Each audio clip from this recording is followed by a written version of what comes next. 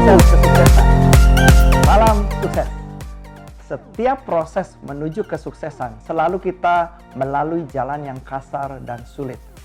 Sering kita mendapatkan hasil yang tidak sesuai dengan yang kita targetkan. Walaupun kita sudah berusaha dengan hati-hati mengeluarkan yang terbaik dalam diri kita. Dan banyak orang menyebutnya sebagai kegagalan. Sukses yang sesungguhnya berbeda dengan keberuntungan. Kesuksesan adalah yang kita targetkan dan kita bekerja untuk mencapainya. Biasanya perlu berusaha yang berulang-ulang. Baru kalau kita tidak pernah berhenti mencoba, akhirnya tercapai. Jadi sesungguhnya kesuksesan adalah akibat. Makanya saya sering mengucapkan bahwa jangan kejar kesuksesan. Karena kesuksesan adalah akibat. Kejar penyebabnya, yaitu mental juara. Sedangkan keberuntungan adalah sesuatu yang tidak kita targetkan, namun karena kondisi tertentu yang bukan karena kerja kita bisa mendapatkannya. Saya ingat suatu cerita. Pada suatu hari, dalam percobaan belajar di laboratorium universitas, sekelompok mahasiswa sedang mengamati perubahan seekor ulat menjadi kupu-kupu. Hari itu merupakan tahap terakhir untuk menjadi kupu-kupu. Sehingga sang ulat yang sudah cukup lama berada di kepompong harus berjuang untuk keluar. Dalam pengamatan itu, kelompok mahasiswa menyadari ternyata perjuangan sang ulat sangat sulit dan memakan waktu yang cukup lama. Akhirnya kelompok mahasiswa itu berdiskusi untuk membantu mempermudah perjuangan sang ulat. Mereka pun berkonsultasi kepada profesor pembimbing mereka. Sang profesor tersenyum bijaksana dan berkata bahwa ini merupakan proses belajar. Terserah kesepakatan mereka untuk mengambil tindakan.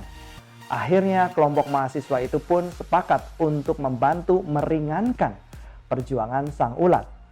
Dengan menggunting sedikit kepompong sehingga akhirnya sang ulat pun keluar dalam bentuk kupu-kupu dengan mudah. Tetapi ternyata kupu-kupu yang keluar merupakan kupu-kupu yang paling jelek yang pernah mereka lihat. Bentuknya terlalu gemuk, dengan sayap yang terlalu kecil, sehingga tidak cukup kuat untuk terbang. Maka tak lama kemudian kupu-kupu itu pun mati. Apa yang terjadi? Sang profesor menjelaskan bahwa ulat itu harus berjuang keras untuk menembus kepompong. Pada saat perjuangan itulah memicu hormon yang membentuk sayap yang cukup besar dan membentuk tubuh yang baik. Sama juga dalam proses kesuksesan manusia. Kadang prosesnya terasa sulit. Namun kesulitan-kesulitan itu telah membentuk kita menjadi manusia yang lebih baik, lebih bijaksana, lebih sabar, lebih pintar, dan banyak hal yang kita akan dapatkan yang nilainya bahkan lebih berharga daripada tujuan itu sendiri. Untuk mencapai prestasi kesuksesan dalam hidup, maka kita perlu terlebih dahulu harus mempunyai tujuan hidup, yaitu goal setting.